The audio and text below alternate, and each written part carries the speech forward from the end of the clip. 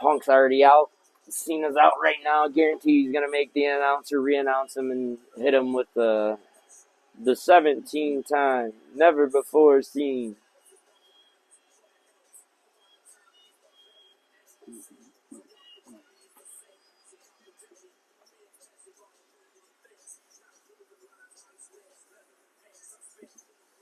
It's only 3:30. This is a relative. It's only been 2.5 hours. This will probably be a half hour. So it's only a 3-hour pay-per-view. Aren't most of them only about 3? Oh, no. Huh. I got some that I've done on the podcast where, like, WrestleMania was 5 hours almost for each night. So it was 10 hours total. Yeah, I know WrestleMania was longer. But I feel like Money in the Bank might not even have been 3 hours. Money in the Bank was only about 2.5. That one was very, very short. But they only had 4 matches total. 5 matches total. It wasn't many. But War Games last year, I know, was almost 4 hours. Survivor Series. Yeah. I remember that one was like, most of them are typically like 3.5 to 4 hours. They cut off right at like 3.5 because then normally an hour and a half of the press conference afterwards. I do like that they do that since TKO has taken over. And they do it like that because typically WrestleMania runs 5 hours. So they're slotted 5-hour total media coverage for a PLE, and it's normally about 3.5 competition, and then hour and a half hour of a pre-presser, and then they do that hour at the end like UFC boxing style where they do the post-fight press conference shit. Tell you what, Jey Uso's the funniest one to watch on that shit because he becomes drunk as shit. And he's a bad influence because he'll get anybody else that's with him. Oh, yeah, he got Cody drunk as hell. He's got Jimmy drunk as hell. You can tell that, man. CM Punk, don't hang out with Jey Uso. Your straight-edge lifestyle go out the window. That'd be wild if he got CM Punk to show up to a press conference drunk. Punk's never touched tobacco, nicotine, alcohol, any THC, CBD, anabolic, anything in his life. Straight edge lifestyle. Crazy.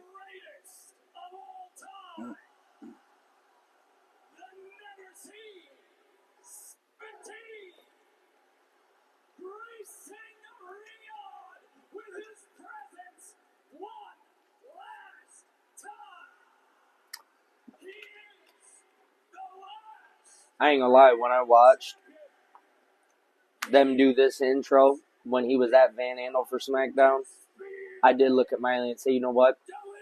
That might, even up in the high-rise seats, the cheap seats where he would have looked like an ant, to be in that arena for that introduction, like my buddy Tyler ended up going Wilkins, and I messaged him, I was like, bro, first time in my life I've ever been jealous of you. And I'm more jealous of you right now than I have ever been most people in my life. Because he had seats right by where the pyro went off by the ramp. And he was there. I'm like, ah. And then Cena dropped his pipe bomb there, too. I was like, ah. Yeah, dog, that would have been dope to watch. That's what I was thinking. I think Punk's Doctor of Punkonomics was better, though, than Cena's pipe bomb. Yeah? I think the Doctor of Punkonomics last night was better. They were both pretty good. 6-6 record against each other. Yeah, and they both have a draw and a no contest. You know Cena's going to win it, in my opinion, when you read them stats, because this is Cena's farewell tour. This is his greatest rival of all time next to Edge, which that's the one thing that does make this ride. He's had more, the only person he's had more matches against than Punk in a rivalry is Adam Copeland. I feel like him and Randy have had like way more than 14 matches. I think there's that summer where they fucking because when they wrestled against each other, it was the 15th time they had ever seen each other in singles competition. This is the 15th time with Punk, and Adam Copeland, I do believe, has wrestled Cena like 16 or 17 times. Copeland had just like Randy and CM Punk are tied. Yeah, yep. And you got to figure Punk was also away from the company for 10 years. Imagine how many more times we would have seen Punk and Cena. Oh, yeah. Because this was only in that short period. A lot of people forget that their rivalry was only over like 2.5 years. Yeah, 2.5, 3 years. Yeah, and then Punk disappeared for 10 years. And the crowds chanted his name even when he went to AEW. 14 years in the making, and he's been back for a year, so it was about a 3-year rivalry. And neither one of them seems to really be doing anything. That's why we're not really talking about it. Not much engaging. Couple wrist locks, push into the rope, separate. Headlock by Punk. Brings Cena down to a knee. Cena's either going to elbow him in the gut or hit him with a back suplex, reverse it. Typical beginning.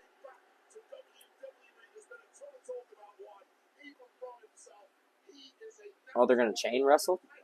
John Cena don't chain wrestle. John Cena twists the wrist with a reversal. Him and Punk do chain wrestle a lot of the time when they have matches. I hope, because that's one thing that Cena has looked negatively upon, is his ability. That's why they chant, you can't wrestle.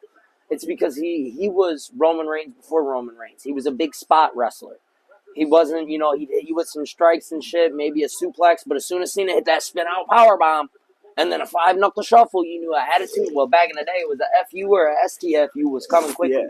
It was all about presence for John. And the same way for Roman nowadays, if you ask me. Like, he's a spot wrestler.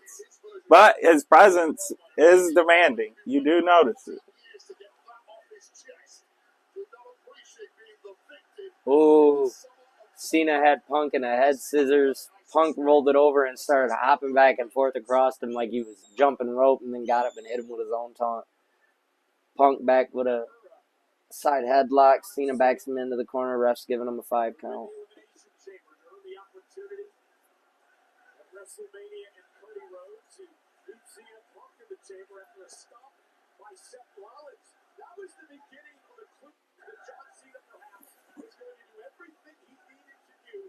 Championship, but of course, later on in the night, the alignment with The Rock can go on a controversial manner to win the championship against Cody Rhodes at WrestleMania.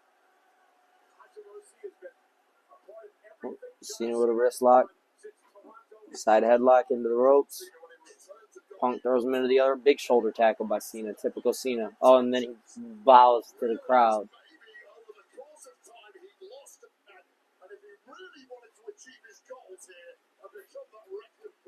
Punk with a gray beard. Cena still with a slight balding spot on the backside of his head. They're getting old, folks. We are old. Oh my goodness.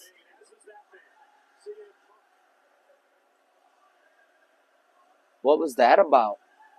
So we seen Fatu hit it earlier, and we know he helped Roman at War Games, but why Punk throw up the one like that? Doesn't, unless, I get the crowds waving their lights and hitting the Olay, but I don't like that. That's signified as a Roman thing. You got to find something else if you're trying to hype the crowd. Yeah, I must say, are symbolizing something. Him and Reigns both have unfinished business with Seth. I would like to see, because I honestly, deep down inside, I don't think Cena's going to lose the belt until December when he goes to leave, and that'll probably be his last match when he loses it. I think he'll lose it before his last match. Because his whole gimmick is he wants to leave with it, so I just don't see him. I think now would be the time. I think he'll turn again before the end of his run, personally. I don't know, because it's already been confirmed that The Rock, as Cena was laying big right hands into Punk in the corner, in control, going for a suplex center of the ring. It's already been confirmed that The Rock doing the whole heel turn with Cena, he has no plan set for what he's going to do and what he meant by selling his soul and all this other shit. And he has no intention to actually come back and do anything with Cena at this point. So the whole Rock purpose for the heel turn doesn't make sense still. Yeah. So I don't think you can come back from something like that and just go babyface without an explanation for why you did it. Unless Cena loses it, and then Cena comes out and The Rock comes out and tries to call Cena out for losing it. Now, I've never thought of this till right now, and this makes a lot of sense. Hear me out. As Cena just reversed the GTS to slide out of the ring and avoid it.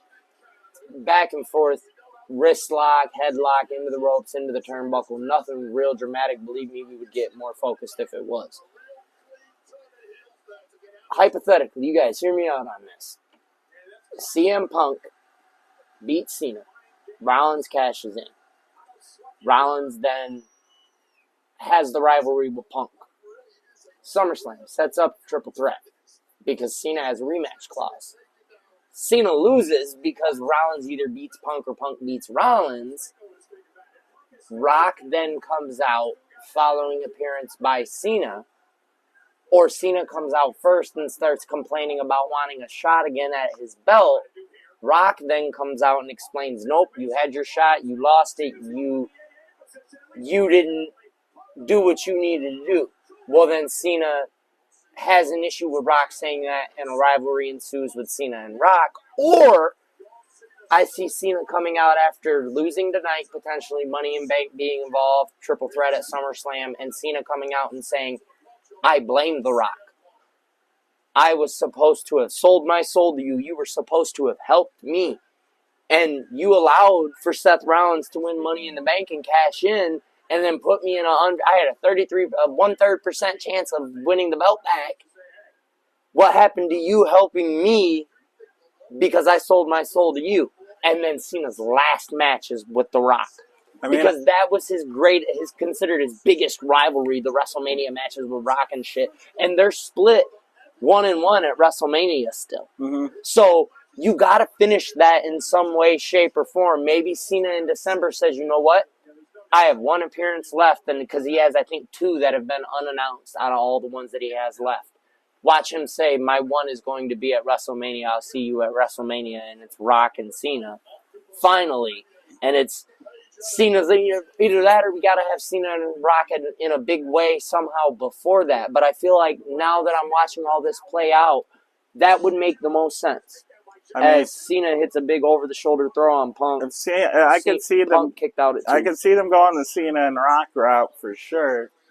But I think they'd go a little bit differently because I think Cena complaining about like how The Rock should have helped him come across as heelish, and I think they'd want him to be the face for that match and The Rock to be the heel.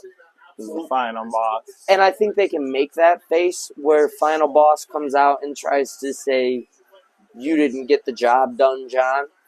And John spins it. That's why I said Rock comes out after the triple threat at SummerSlam and says, or John Cena comes out and he's like, I only had a 1/3% chance. I wasn't the one that got beat. I want my rematch. Woo-de-woo-woo. And The Rock comes out and he's like, you had your chance.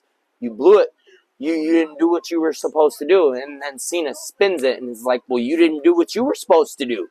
What happened to me selling my soul? So now everybody's looking at, The Rock's here to set Cena straight, to all of a sudden, John Cena's got a point. Why did The Rock make him do that? What did The Rock do for him? Shoulder tackle by Cena. Another shoulder tackle by Cena. Spin out powerbomb. I told you we get into it when it got good. Here we go. Points to the fans. Is he going to give the fans what they want? See, and this is the thing. Cena knows that the fans are starting to feed into all his promos as he hits the 5-knuckle shuffle and lifts Punk up on his shoulders. Goes for that. I don't care. It's a FU. Punk countered. Pushed him into the ropes. Drop kick. Punk. Neck breaker. Oof. Self the world. Running knee in the corner. I love this move. Followed by the bulldog. Oh, no. Clothesline. No bulldog. He always switches it up. Sometimes it's the bulldog, sometimes it's the clothesline. I love the bulldog because the only one that I know that signified a bulldog like that was one of my favorites when I was a kid, and that was Scotty 2 Hotty. He'd run and hit the bulldog, and then he'd pose, shake it, and he'd hit the worm. I love Scotty 2 Hotty. But he's the only other one. I mean, Spike Dudley, he hit the bulldog out of the corner, called it the Dudley dog. Macho Man. I love it, yeah. Punk always does that, though. The double arrows like Macho. And then swings it like Michaels did. Now he's calling for to go to sleep. Cena's up. Cena grabbed it. He's going for the STF. Punk's already touching ropes. Cena pulls him back. STFU locked in. STFU locked in.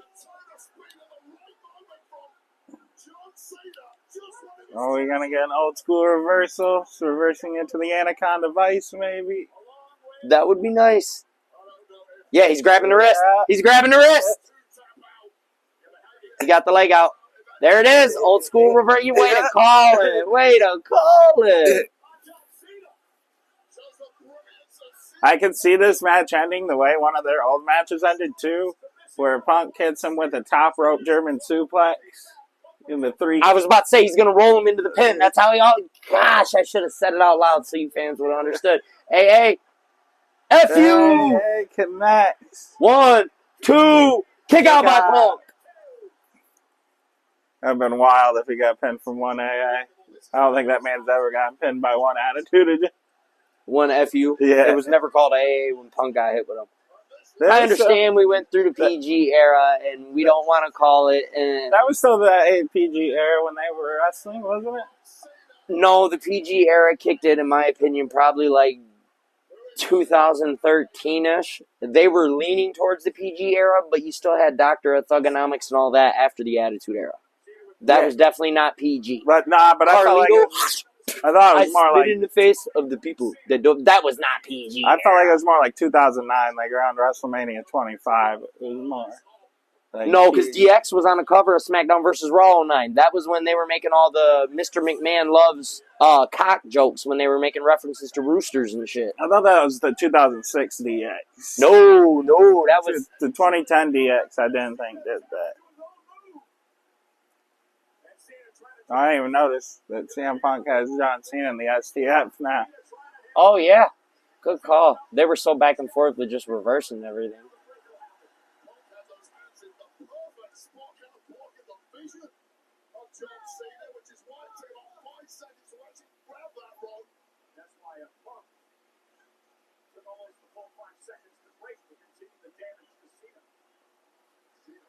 Yeah.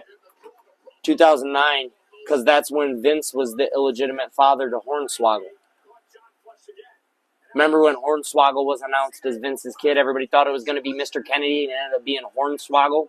Yeah, but that's when they had Finley and stuff, too. I thought that's when they just had Hornswoggle as a mascot. That was right after ECW debuted. And then ECW debuted in 2000. They were around from 2006 to 2010. And right after ECW disbanded again is because they didn't make their own show until 08. But they were featured in the game in 06. AA again. AA by Cena. 2, kick out by Punk again. I promise you it was nothing interesting after the STF. There was a couple of big clotheslines, some reverse swinging neck breakers into a AA.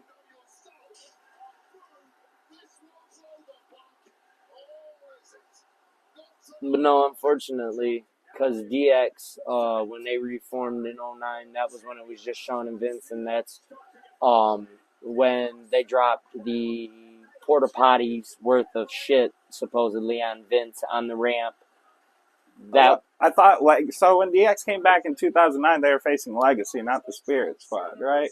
That's why Triple H had Shawn come back. Yes, because he was facing Legacy. Yes, because Legacy was their debut, and then that's right as the peak of Mr. Kennedy, and Mr. Kennedy came right towards the tail end of ECW. ECW was 08. 08 definitely was not PG because ECW was around. Yeah, 08 wasn't with WrestleMania 24 and stuff. Because that was the year they were in Detroit for WrestleMania. No, the year before they were in Detroit for WrestleMania 23. Yeah, and that was Donald Trump shaved versus Vince with Lashley and Umaga for the Shave My Head match. As Cena goes for a on the top rope, Punk counters with some good elbows. Cross body by Punk. Cena rolls through. He's picking him up. He's going to hoist him up. No problem for a man with that much strength. Got him up. Another one. That's 3 attitude adjustment FUs. Punk takes out again. 3 of them.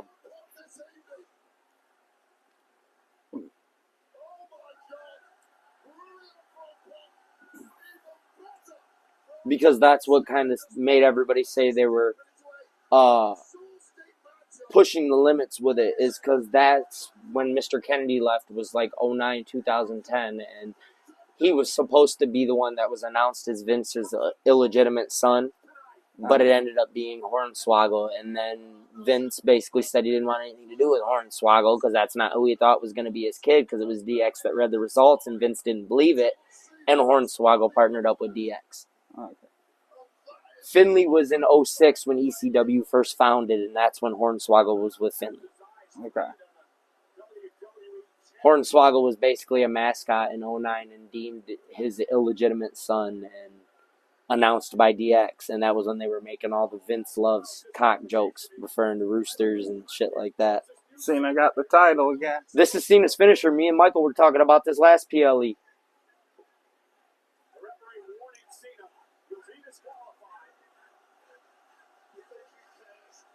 What if this is how they keep it going? And we get Punk and Cena at SummerSlam. Nope, Cena tosses the title.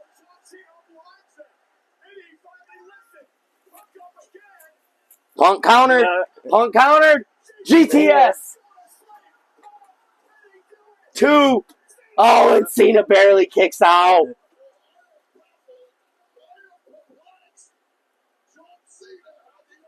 I don't like that this has been basically a spot match, though.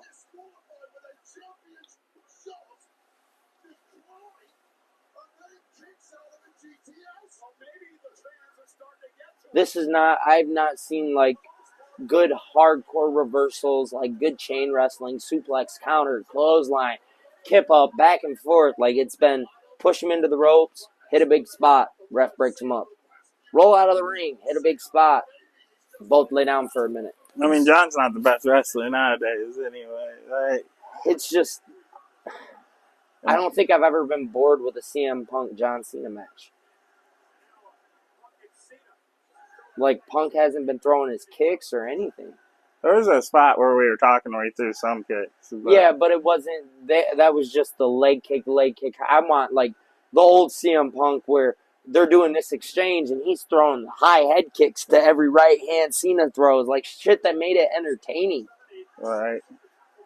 See, shoulder tackles again by Cena. Oh, Cena took the ref out with a shoulder tackle.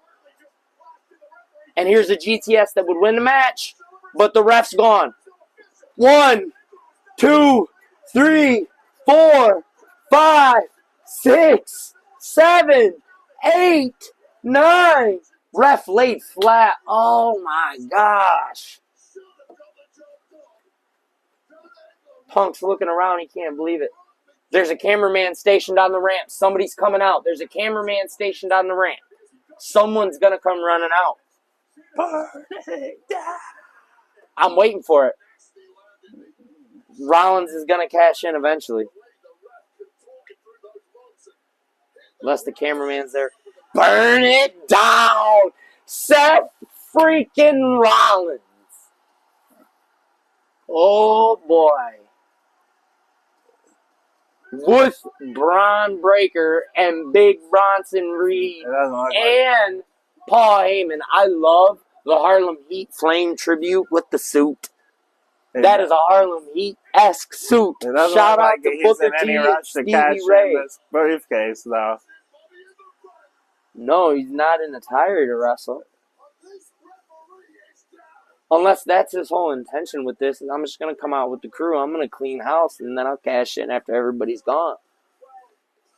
It would make sense. I feel like Roman might come out here, because we're only a month away from SummerSlam. I think Roman makes his shocking return at SummerSlam. Yeah, you think so? What if... look, Hikaru, Jeff Cobb, Solo, Tama Tonga, because Tonga Loa is injured. Yeah, but Roman's going to come back and deal with Ron. Four. Jimmy Uso, Jey Uso, Jacob Fatu. Who's going to come and be the fourth man? It wouldn't make sense for him to not deal with the Rollins and Heyman situation, though. Like, he just got taken out, too, by them. Unless, like, it's a 4v4 with a mystery partner announced at SummerSlam, and Roman returns for that match because it's family, and that's what Roman puts above everything, and then cuts a promo the next night as Bronson Reed and Braun Breaker jump in the ring. Sorry, their entrance was forever. Punk clears Breaker out of the ring. Big clothesline. Big boot to Bronson Reed. Ducks Bronson Reed. Bronson Reed's out of the ring. Punk over the top. Oh! Punk almost fell hard. He took Breaker out. Reed's got him, though. Big headbutt. Breaker's back up.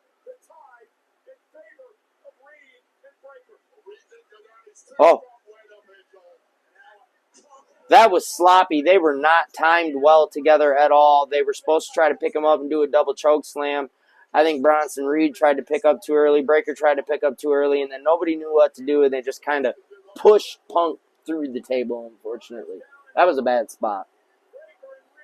The inexperience was shown. Rollins said, Yeah, I think Reigns is about to come out.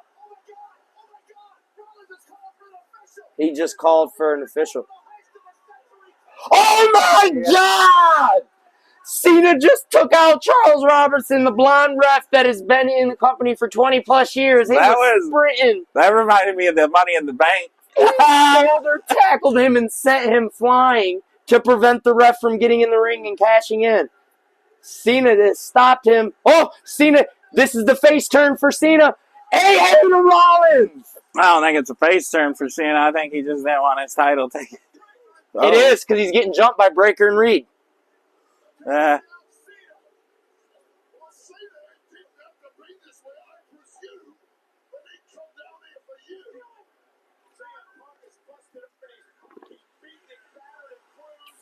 So?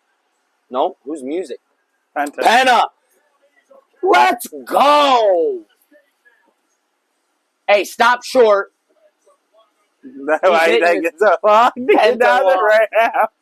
Stop short and let Rey Fenix come out. Please.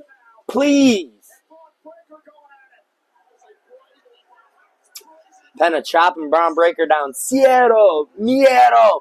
Bah! Super kick to Breaker. Watch the spear. Oh, no. Oh, my God.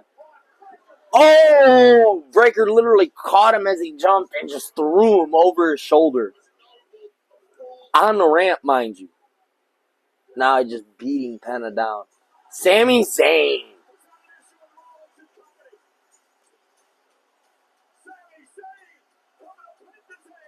Now what if Karrion Kross comes out? Yeah. And Kross joins up with Rollins. That'd be actually kind of dope. And I wouldn't mind that. Kross and Scarlett are members 4 and 5. I wouldn't mind that at all, to be honest. I don't know, though. Oh, they're over by... Oh, wow, that was a real takedown. I think Breaker got legit... Oh, yeah, that's a real knee. I think Breaker got mad about something. Penta's on the ramp. Oh, Penta takes out both Zayn and Breaker. But meanwhile, while they were working their way down the ramp, Breaker absolutely unloaded on Zayn. They were next to the ramp coming down, and Breaker hits him with... Oh, tsunami.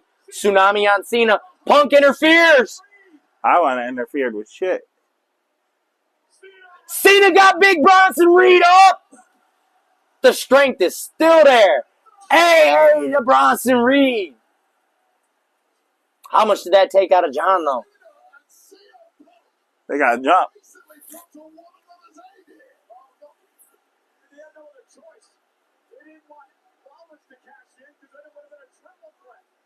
Heyman is ringside with CM Punk against John Cena. That's pretty iconic. I don't care if he's not there for Punk. It's nice to see Heyman there for a photo or something. Nah. He was there for every other one. Like I feel like it's only fitting, you know. He's got to be out there for part of that reason too.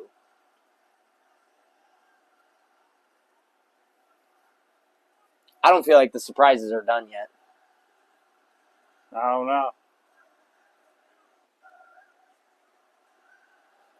Punk and Cena We're about to see a low blow. They're about to shake hands. And Cena's going to hit him with a low blow, I feel like. Don't own copyrights. Punk extends the hands. You've seen it here through the ropes. And they shake hands and hug. Oh, that face. Cena's making the same face. He's looking at the camera exactly how he did Cody.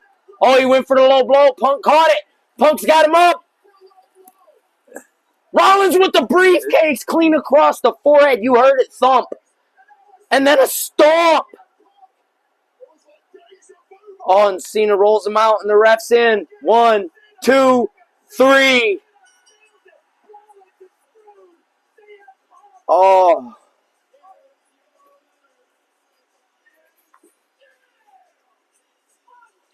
That's a hell of a way. He's the GOAT for a reason, I guess. I mean, he outsmarted everybody. 17-time, never before seen. That's right. And hey, hats off to John Cena for that one. That was impressive. And throws it over his shoulder backwards so they can stare at it as he walks out. I love the camera stare.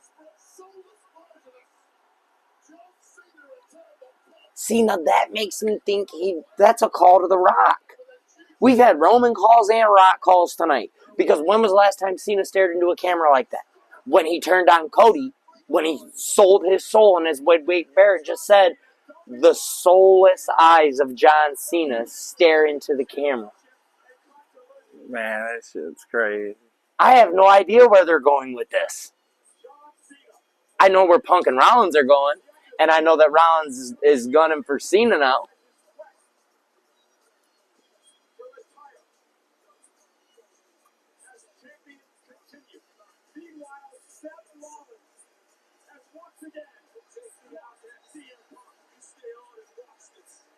Oh, he said, don't take me out yet. You stay on and watch this. I bet you the post show is going to have some juicy stuff. Probably after SummerSlam. Through the ropes to start covering post-PLE conferences as well. Cena said now, and it cut away. He was going to tell us now, you can turn it off.